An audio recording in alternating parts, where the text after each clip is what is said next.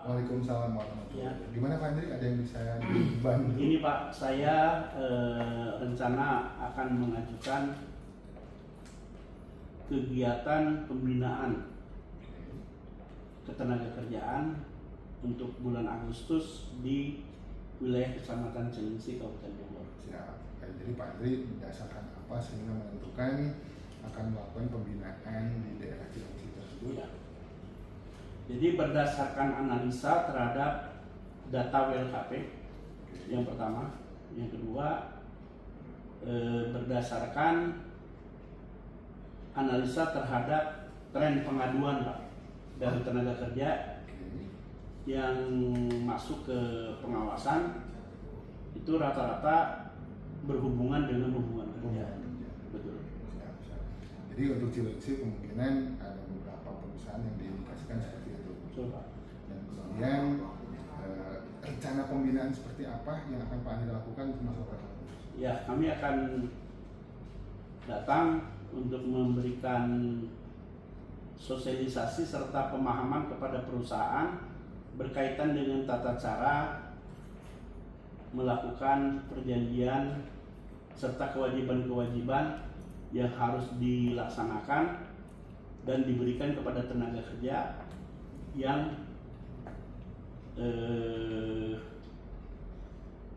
Dengan status PKWT dengan tadi, Pak. status PKWT tadi Pak. Aturan mainnya seperti apa sih Pak Andri? Untuk status PKWT tadi memang dalam aturannya 7 hari setelah perjanjian kerja PKWT dibuat itu wajib dicatatkan pada Dinas Tenaga Kerja Kabupaten Kota. Oke. Jenis-jenis pekerjaan apa saja yang boleh di PKWT?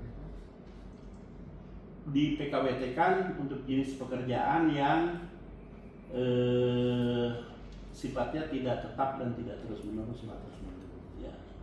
Kemudian kalau seandainya nih kan kontrak itu ada jangka waktu ya Pak Andri ya, yang namanya juga PKWT, perjanjian jangka waktu tertentu ya. Batas maksimum untuk PKWT sendiri seperti apa Pak Andri? Untuk PKWT sendiri batas maksimumnya saat ini berdasarkan undang-undang itu 5 tahun. 5 tahun. Iya. Jadi saya boleh ibaratnya kalau saya nih sebagai pengusaha mempekerjakan Pak Andri sebagai pekerja, saya melakukan top 5 tahun langsung dikontrak gitu. Oh boleh? tidak Pak, jadi untuk PKWT sendiri dilakukan 1 tahun 1 kali. 1 tahun satu Iya, kali. 1 kali. Jadi selama masa PKWT itu 1 tahun. 1 tahun, jadi otomatis Iya. itu sudah jatuh karena 1 tahun jadi 5 tahun kontrak. Iya, mungkin 5 kali. 5 kali Ya, status PKWT-nya. PKWT. Nah, begitu habis kontrak tadi 1 tahun, apa yang akan teman-teman pakai? Salah satunya itu hak kompensasi Pak. Besar kompensasi. Kompensasi berakhirnya masa PKWT itu 1 bulan upah. 1 bulan. Bulan Nah, upah. sekarang kalau Untuk masa kerja kontrak 1 tahun. 1 tahun. Tapi kalau yang di bawah tahun, 1 tahun itu dihitung secara proporsional. Oke, misalkan di kontrak 6 bulan. 6 bulan, Berarti hitungannya 1 bulan upah dibagi masa kontrak 6 bulan dikali 12. 12. Iya. Ya kan, Jadi kompensasi. Dan sekarang banyak tren ya, tren seperti ini. Ada yang pekerja mengadukan di kontrak 10 tahun gitu. Iya. Apakah boleh seperti itu Pak? Tidak boleh Pak, kalau berdasarkan ketentuan belum tepat itu. Belum tepat. Jadi kontrak itu dilakukan 1 tahun. 1 tahun, 1 tahun, maksimal 1 tahun gitu ya. Kemudian di akhir hubungan kerja ada kompensasi. Betul. Dan maksimal di 5 tahun. Dan seandainya saya masih butuh Pak Andri sebagai pekerja, saya harus seperti apa Pak Andri? Ya Apakah saya bisa dikontrak lagi atau setelah 5 tahun. Setelah 5 tahun. Ya Bapak seharusnya diangkat aja menjadi pekerja PKWT atau karyawan tetap lah Karyawan mungkin tetap. bahasa ininya ya. Karena udah sifatnya kan tetap dan terus menerus. Tetap dan terus Ya. menerus sehingga si pekerja tersebut berubah menjadi pegawai tetap. Ya. Dan masa kerja saya apakah dihitung dari awal pertama kali bekerja atau toh pas diangkat jadi karyawan tetap? Dari pas karyawan tetap. Baik Pak untuk Andri. masa kerja nanti, karena itu akan ada perhitungan pesangon nanti Oh, pesangon jatuhnya. ketika berakhir hubungan kerja. Bukan kompensasi lagi, berarti Bukan pesangon. kompensasi lagi. Siap. Pak Andri, laporannya saya terima, masukan saya terima, dan nanti silahkan buat rencana kerja dan draft SPT-nya, dan kemudian silahkan bekerja. Dan terima kasih Pak Andri. Iya, Pak. Dedikasikan diri ke UPTD Pengajian Jelas. Baik Pak, nanti kita siapkan SPT dengan bahan materi pembinaan. Siap. Terima kasih Pak. Terima kasih Pak Andri.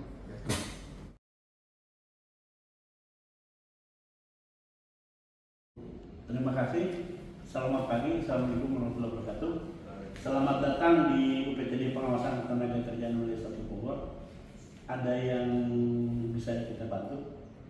Ini Pak, izin saya mau konsultasi terkait gaji Pak. Ya. Saya kerja di Kabupaten Bogor, menerima gaji 4 juta Pak. Sedangkan kan UMK di atas itu Pak. Ya. Jadi Perusahaannya bergerak dalam bidang apa Pak? ini Pak, industri manufaktur Pak. Iya.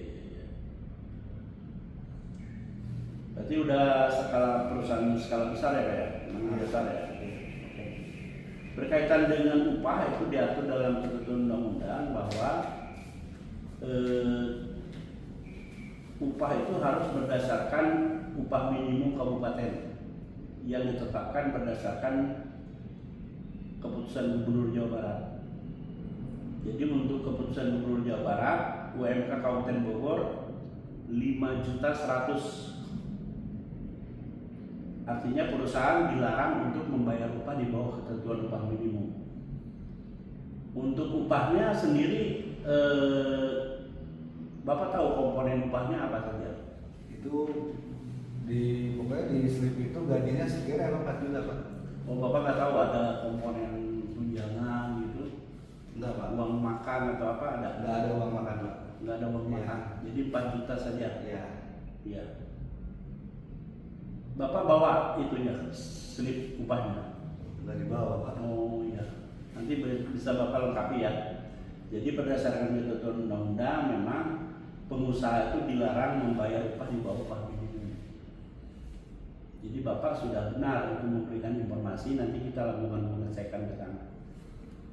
Kemudian selain itu Bapak juga diwajibkan untuk diikut sertakan dalam program BPJS Ketenagakerjaan.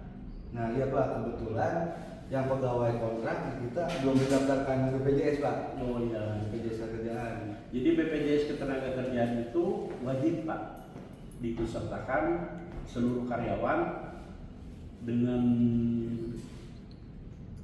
perlindungan terhadap kecelakaan kerja. Programnya itu ada jaminan kematian, jaminan hari tua. Dan untuk jaminan hari tua sendiri nanti iurannya perusahaan itu 3,7% dari upah. Sementara tenaga kerja nanti dipotong 2% Pak. Tapi benefit atau keuntungan Bapak nanti akan mendapatkan savingnya 5,7% di dalam rekening Bapak nanti. Jadi itu juga wajib Pak.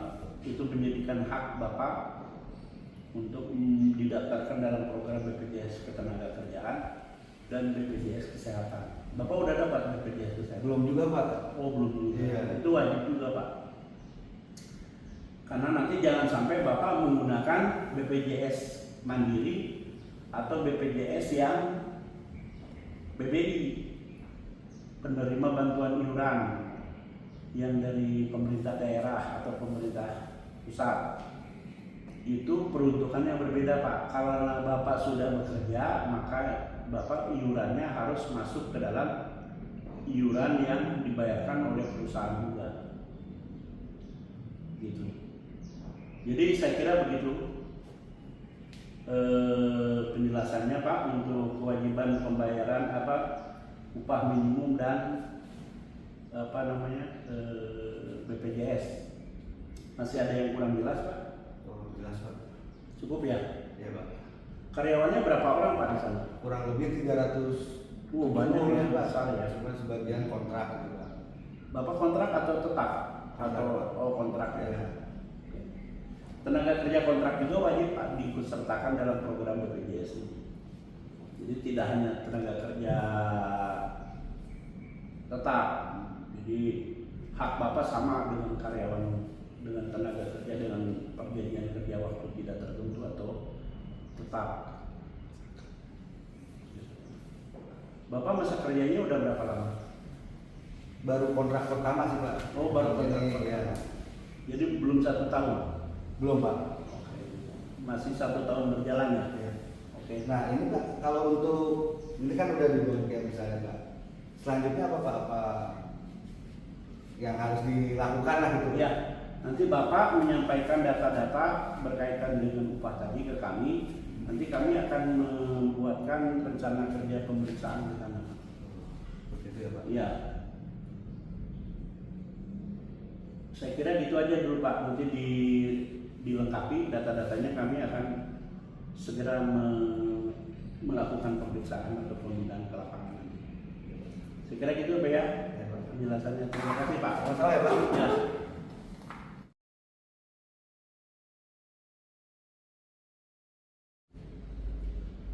Assalamualaikum warahmatullahi wabarakatuh. Waalaikumsalam Terima warahmatullahi kasih wabarakatuh. atas kehadiran rekan-rekan. Baik, pada hari ini saya akan menyampaikan paparan mengenai netralitas ASN. Bahwa yang dimaksud dengan asas netralitas adalah setiap pegawai ASN yang tidak berpihak dari segala bentuk pengaruh manapun dan tidak memihak kepada kepentingan lain di luar kepentingan bangsa dan negara. Sebagaimana penjelasan pasal 2 huruf F Undang-Undang RI nomor 20 tahun 2023. Asas netralitas ASN itu bahwa setiap pegawai ASN tidak berpihak dari segala bentuk pengaruh manapun dan tidak memihak kepada kepentingan siapapun. Jadi ASN itu harus bebas dari konflik kepentingan, tidak memihak, bebas intervensi, objektif, bebas pengaruh, dan adil. Dimensi netralitas ASN ada 4. Yang pertama, pelaksanaan pemilu, penyelenggaraan pelayanan publik, pembuatan keputusan kebijakan, dan manajemen ASN. Jadi di 4 dimensi ini rekan-rekan harus bersikap netral. Kemudian netralitas ASN dalam politik, bahwa menurut Undang-Undang Nomor 20 Tahun 2023 Pasal 10 sebagai amanat Undang-Undang ASN, PNS sebagai bagian dari ASN merupakan pilar penyelenggara pemerintahan. Artinya bahwa PNS sebagai bagian dari ASN harus 1. memiliki integritas, 2. profesional, netral dan bebas intervensi politik, bersih dari KKN, pelaksanaan kebijakan publik, penyelenggaraan pelayanan publik, unsur perekat persatuan dan kesatuan bangsa. Saat ini ada 3,79 juta PNS yang terdiri dari 25% ada di pusat dan di daerah ada 75%. Dalam regulasi Undang-Undang Nomor 20 Tahun 2023 dalam PP 94 Tahun 2021 tentang disiplin PNS, bahwa dalam pasal 5 huruf N disebutkan PNS tidak diperbolehkan untuk memberikan dukungan kepada calon presiden atau wakil presiden, calon kepala daerah atau wakil kepala daerah, dan calon anggota DPR serta DPRD dengan cara 1. ikut kampanye. Jadi kawan-kawan nggak boleh ikut berkampanye. 2. menjadi peserta kampanye dengan menggunakan atribut partai atau atribut PNS. 3. sebagai peserta kampanye dengan mengenakan PNS lain, mengerahkan PNS lain. 4. sebagai peserta kampanye dengan menggunakan fasilitas negara. 5. membuat keputusan atau tindakan yang menguntungkan atau merugikan salah satu pasangan calon sebelum, selama, dan sesudah masa kampanye. 6. Mengadakan kegiatan yang mengarah kepada keberpihakan terhadap pasangan calon yang menjadi peserta pemilu, baik itu sebelum, selama, ataupun sesudah masa pemilu selesai. Ketujuh, memberikan surat dukungan disertai fotokopi KTP atau surat keterangan tanda penduduk. Dalam pasal 11 Undang-Undang Nomor 20, pegawai ASN bertugas melaksanakan kebijakan publik yang dibuat oleh pejabat pembina kepegawaian sesuai dengan ketentuan peraturan perundang-undangan. Memberikan pelayanan publik yang profesional dan berkualitas serta mempererat persatuan dan kesatuan negara, yaitu Negara Kesatuan Republik Indonesia. Berdasarkan keputusan bersama Menteri Pendayagunaan Aparatur Negara dan Reformasi Birokrasi, Menteri Dalam Negeri, Badan Kepegawaian Negara, serta Ketua Komisi Aparatur Sipil Negara, Ketua Badan Pengawas Pemilu, tentang pedoman pembinaan dan pengawasan netralitas ASN dalam penyelenggaraan pemilihan umum. Maksud dan tujuan keputusan untuk membangun sinergitas, efektivitas dalam pembinaan dan pengawasan netralitas pegawai ASN, mendorong kepastian hukum terhadap penanganan pelanggaran asas netralitas PNS. Tujuannya terwujudnya ASN yang netral dan profesional. Larangan-larangan terkait pemilu bagi ASN berdasarkan SKB bersama tadi. 1. Memasang spanduk, baliho, alat peraga lain terkait calon peserta pemilu. Kedua, sosialisasi kampanye media online, calon wakil presiden atau presiden, DPR, DPD, DPRD, gubernur, wakil bupati, dan wali kota.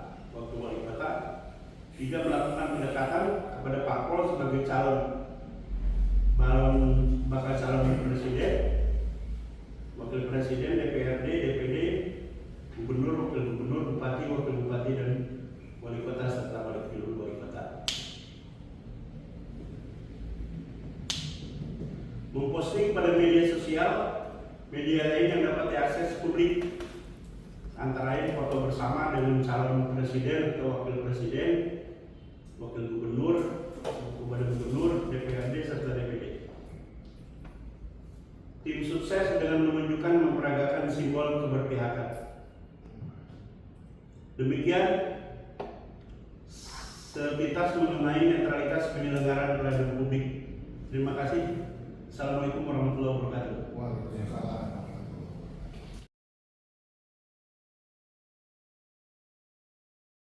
Baik, terima kasih atas kehadirannya. Pada hari ini kita akan membuat berita acara pengambilan keterangan sehubungan dengan adanya dugaan pelanggaran norma ketenagakerjaan pada PT Maju Terus Pantang Mundur yang berada di Kecamatan Gunung Putri, Kabupaten Bogor. Sebelumnya saya minta apakah ada kartu tanda identitas ini, Pak? Ada, Pak. Ya.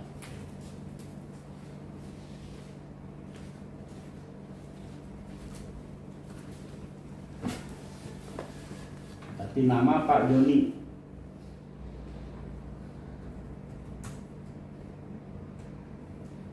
Nomor HP berapa, Pak?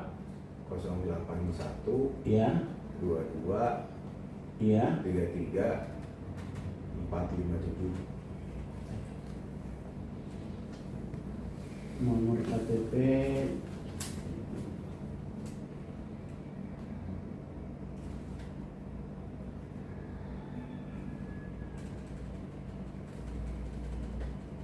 Bapak beralamat tempat tinggal di Cibinong ya, Pak? Iya, betul, Pak.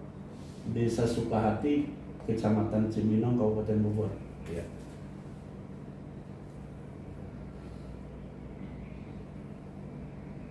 Jadi tadi sudah saya jelaskan ya, Pak, Iya. berkaitan dengan maksud pemeriksaan ini sehubungan dengan pemeriksaan ketenagakerjaan pada PT Maju Terus Pantang Mundur. Kita mulai saja Pak. Siapa? Apakah saudara dalam keadaan sehat baik jasmani ataupun rohani? Saya dalam keadaan sehat, Pak. Ya. Jasmani dan rohani, Pak.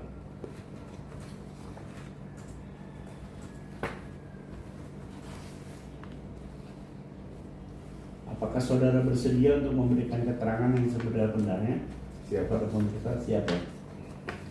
Pada saat ini saudara bekerja pada PT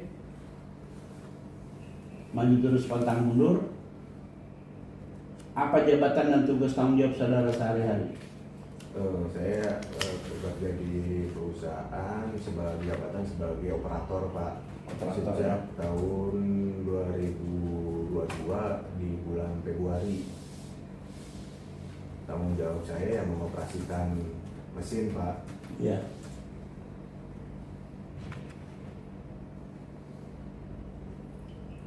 Apakah saudara anggota serikat pekerja? Ya, saya anggota serikat pekerja, Pak. Anggota serikat pekerja ya Pak. Iya, Pak.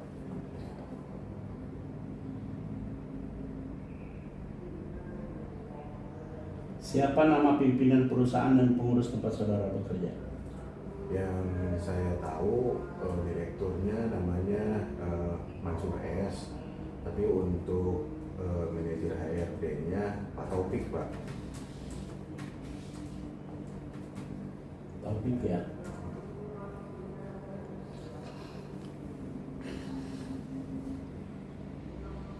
Bagaimana status hubungan kerja saudara di perusahaan ini? Saya statusnya PKWT, Pak, masih kontrak. PKWT kontrak Pak. Iya.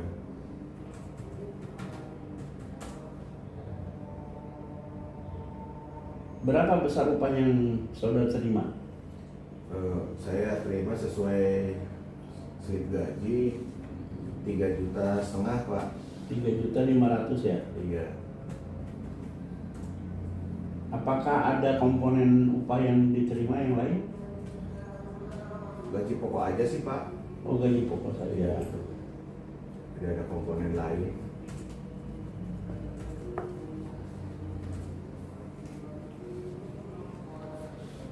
Kalau pembagian waktu kerja di perusahaan bagaimana Pak? Berapa jam satu hari? Eh, Bapak bekerja dari mulai jam berapa?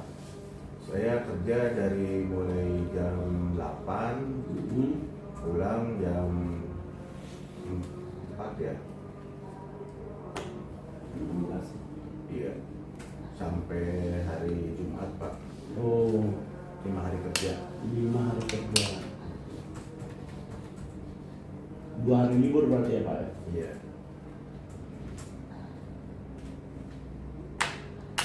Apakah di perusahaan memberikan hak cuti seperti cuti tahunan? Iya. Selamat pagi Bu. Selamat pagi.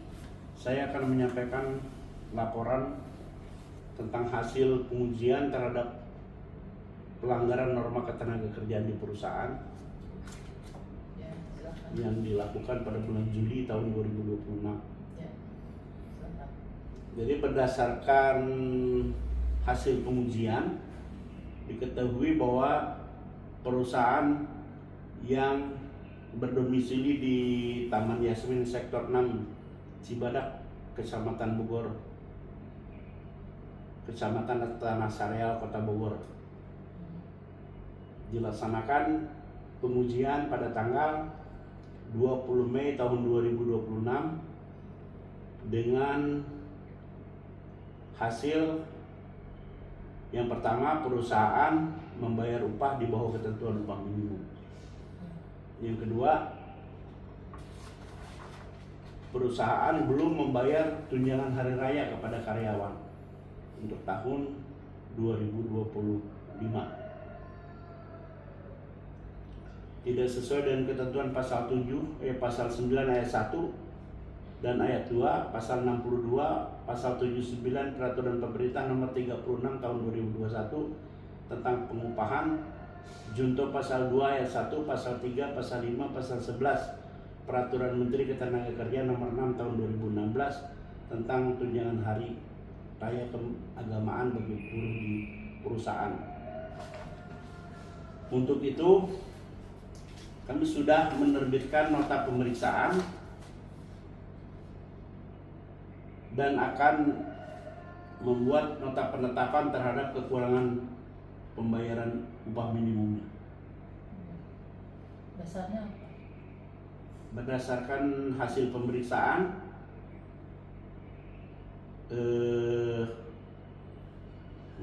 diduga melanggar ketentuan peraturan pemerintah nomor 36 tahun 2021 tentang pengupahan.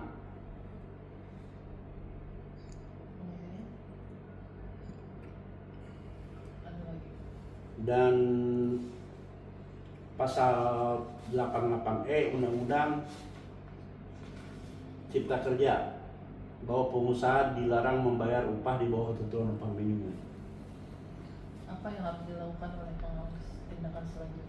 Kita akan setelah kita menerbitkan nota peringatan, nota pemeriksaan 1, kita juga akan membuatkan penetapan tentang kekurangan pembayaran upah itu. Selama berapa hari diberikan jangka waktunya? Untuk nota pemeriksaan pertama kita berikan waktu 30 hari. Apabila 30 tidak hari. dilaksanakan? Apabila tidak dilaksanakan, kita akan menerbitkan nota pemeriksaan kedua sebagai nota peringatan kedua. Ada jangka waktunya? Kita berikan jangka waktu 14 hari setelah diterimanya nota pemeriksaan. Bila tidak ada respon juga dari Apabila nota kedua tetap tidak dilaksanakan, kita akan laporkan ke pimpinan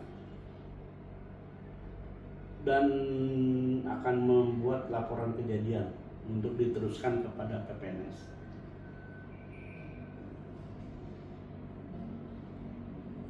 bisa dilaksanakan? Baik.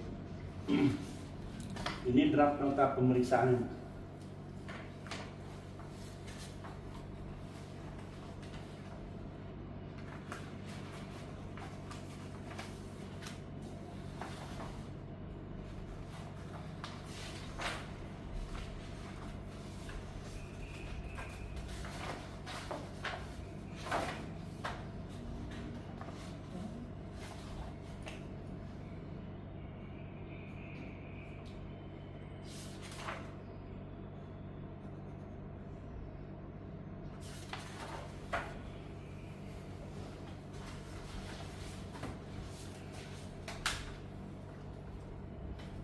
Ini bukti Kekurangan. slip gaji yang diterima oleh karyawan.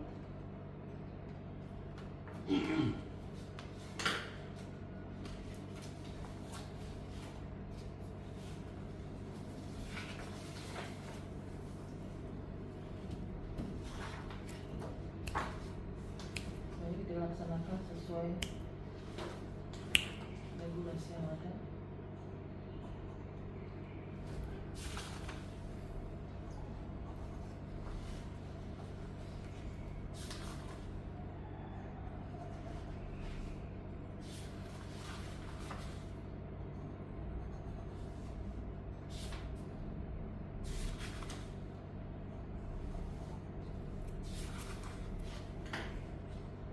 Baik, ini draft nota penetapan pengawas ketenagakerjaan tentang perhitungan dan penetapan besarnya kekurangan pembayaran upah yang ada di perusahaan.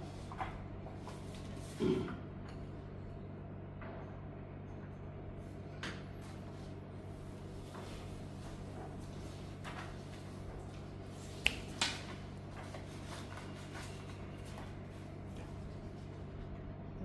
Baik Bu, terima kasih. Assalamualaikum warahmatullahi wabarakatuh.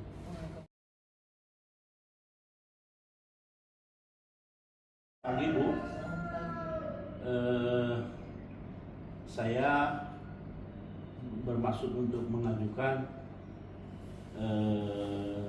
rencana kerja pembinaan ketenagakerjaan, norma ketenagakerjaan teknis lanjutan di perusahaan pada bulan Agustus. Yang dimaksud dengan pembinaan teknik lanjutan itu apa? Perbinaan teknis lanjutan dilaksanakan melakukan tindak lanjut dari hasil pemeriksaan pengawas muda yang sebelumnya telah dilaksanakan di perusahaan. Sekarang Materi yang akan dilaksanakan pembinaan itu berkaitan dengan norma pengupahan dan norma hubungan kerja. Ya, rencana akan dilaksanakan di wilayah Kecamatan Cisarua, Kabupaten Bogor. mengenai pokok kesalahannya apa? Ya, pembinaan berkaitan dengan norma hubungan kerja, antara lain berkaitan dengan perjanjian hubungan kerja, tata cara melakukan perjanjian hubungan kerja, penyusunan peraturan perusahaan, serta pengupahan. Ya.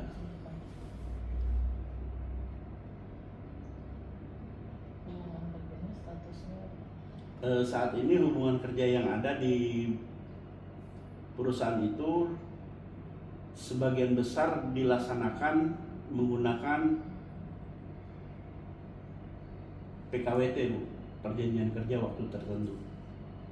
Sementara dari jumlah tenaga kerja 300 orang, 250 itu menggunakan PKWT, sementara 50 PKWT. Ada perjanjian kerjanya, PKWT-nya.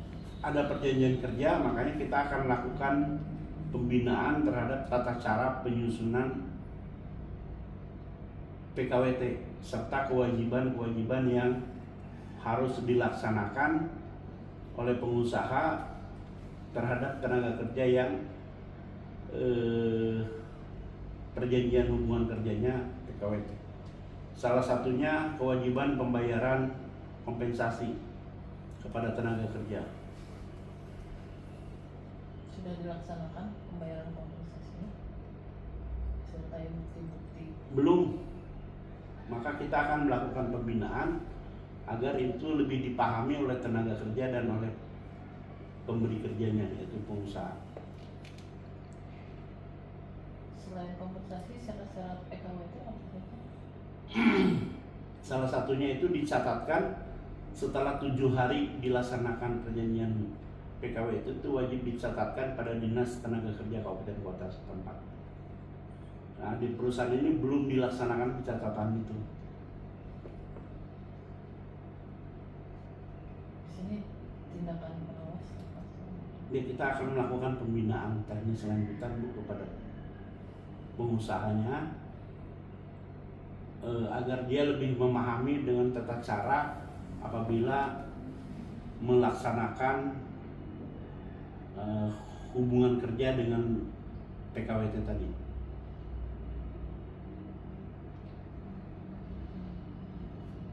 Ini dilaksanakan pada rencana kerja bulan Agustus tahun 2026 berdasarkan analisa terhadap banyaknya pengaduan yang dilakukan oleh serikat pekerja untuk wilayah Kabupaten Bogor, terutama di kawasan Puncak. Dasar regulasinya apa kalau PKWT? Ada permen mungkin? Ada untuk PKWT itu di PP 35 tahun 2023 ya. 2021 untuk mengenai PKWT.